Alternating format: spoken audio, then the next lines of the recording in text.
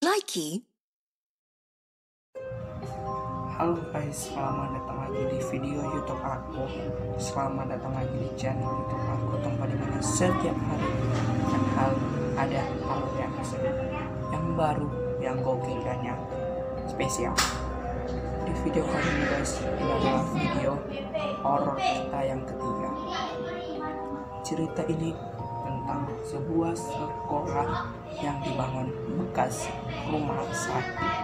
Kalian ingin tahu ceritanya? Tetap seperti biasa, klik tombol yang ada di bawah sebanyak-banyaknya dan di subscribe channel kita.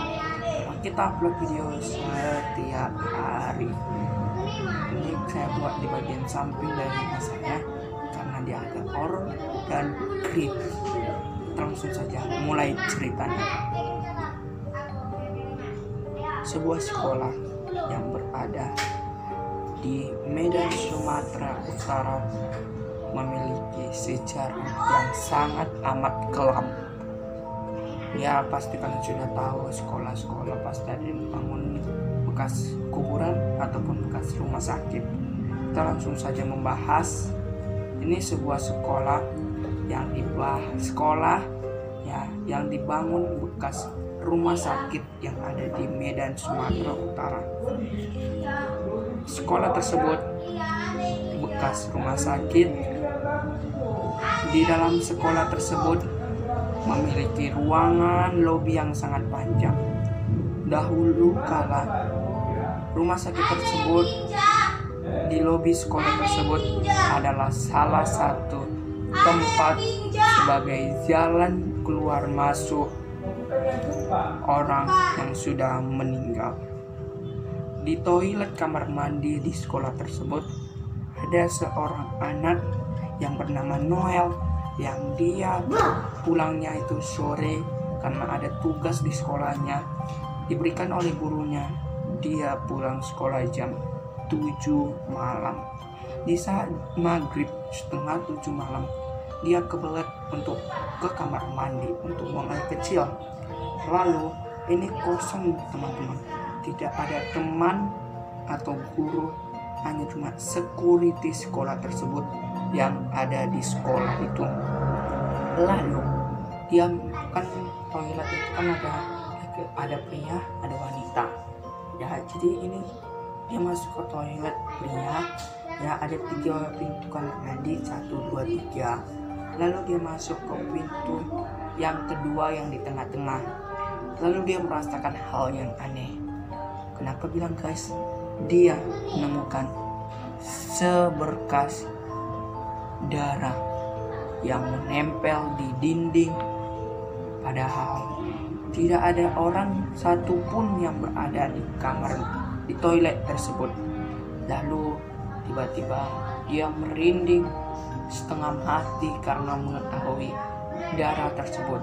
Bukan hanya di darah tersebut teman-teman, dia menemukan satu helai rambut yang sangat warnanya hitam, tetapi dia berdarah.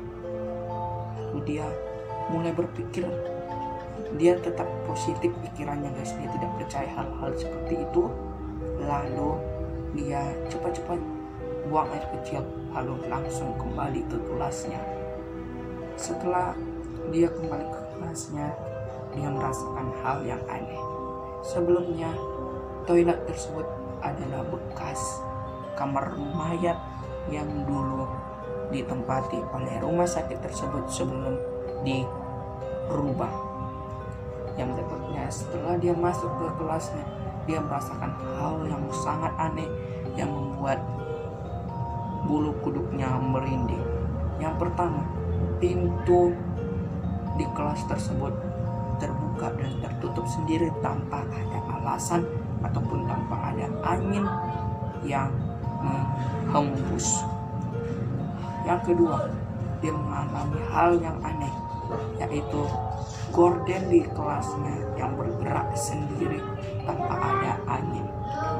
Berikutnya yang ketiga, meja dan kursi di sebelahnya itu bergerak sendiri tanpa ada hal yang aneh.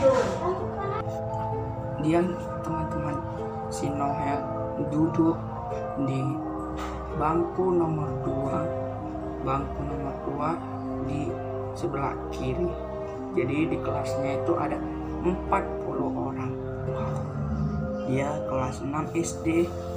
Lalu dia langsung heran kenapa bisa kursi, meja, gorden jendela tersebut dan pintu bisa bergerak sendiri, padahal benda-benda tersebut tidak bisa dihembus oleh angin kecuali manusia yang menyentuhnya.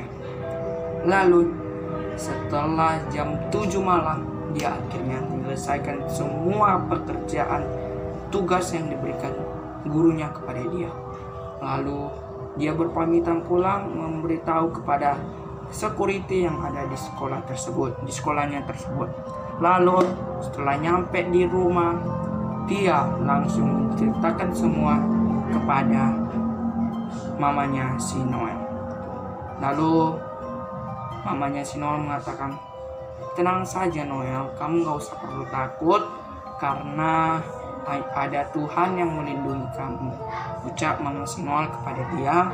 Dan karena masih dia terpikiran guys, masih memikirkan hal tersebut, mamanya menyuruh si Noel untuk berdoa menurut keyakinan dia. Dan setelah dia berdoa, dia tidak lagi memikirkan hal tersebut. Tapi keesokan harinya, dia juga mendengar kabar dari teman-teman sekolahnya bahwa ada perempuan bersosok berbaju putih dengan rambut yang sangat panjang. Lalu si Noel tersebut merasa ketakutan kenapa hal tersebut bisa terjadi. Lalu semua pada ngumpul di lapangan sekolah si Noel, dan gurunya si Noel menceritakan hal tersebut kepada anak murid yang ada di sekolah tersebut. Dan bapak kepala sekolah dari sekolah si Noel tersebut menceritakan bahwa sekolah si Noel tersebut adalah sekolah bekas rumah sakit yang sudah lama tidak digunakan dan direnovasi menjadi sekolah yang sangat megah dan indah. Setelah memberitahukan hal tersebut, si Noel baru tahu bahwa sekolahnya bekas rumah sakit. Jadi si Noel pun juga menceritakan apa yang terjadi kepada dia, menceritakan hal tersebut kepada gurunya, dan gurunya hanya cuman bisa bilang, "Kamu biar lebih tenang, kamu berdoa saja agar kamu dilindungi oleh Yang Maha Kuasa," ucap gurunya. Lalu setelah mendengar hal tersebut, semua kawan-kawan, teman-teman Noel diajak oleh guru-guru yang ada di situ untuk berdoa menurut keyakinan mereka. Setelah mereka berdoa menurut keyakinan mereka, semuanya itu menjadi tenang, tidak ada hal-hal yang negatif. Setelah itu mereka kembali melanjutkan kegiatan belajar mengajar yang biasa mereka lakukan setiap hari. Teman-teman, pesan yang bisa kita petik dari hal tersebut adalah jangan pernah membuat hal aneh yang bisa membahayakan arwah bekas rumah sakit tersebut. Maksud saya adalah bahwa kalian sudah tahu sekolah kalian bekas apa, kalian jangan pernah mengganggu penghuni yang ada di sana, karena dia tidak akan marah kalau tidak kita ganggu. Jadi teman-teman, sampai di sini dulu video kita kali ini.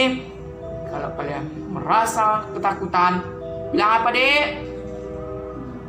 Kalau kalian tahu ketakutan mendengar cerita saya, kalian bisa bilang merinding. Oke teman-teman, sampai di dulu video aku kali ini. Kalau kalian suka seperti biasa, diklik tombol yang ada di bawah sebanyak-banyaknya dan di subscribe, karena kita upload video setiap hari. Jadi ini adalah video horor kita yang ketiga. Tenang, saya akan hadir dengan video yang baru, yaitu Kamis dan Jumat malam. Sampai jumpa di video yang berikutnya. Kapan? Besok di hari Jumat. Dadah, see you next video.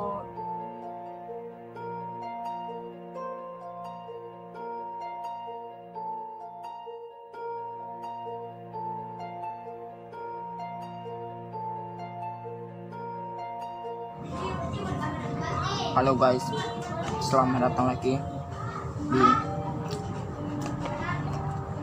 cerita horor saya yang keempat. Ini adalah video yang saya upload 2 kali seminggu di hari Kamis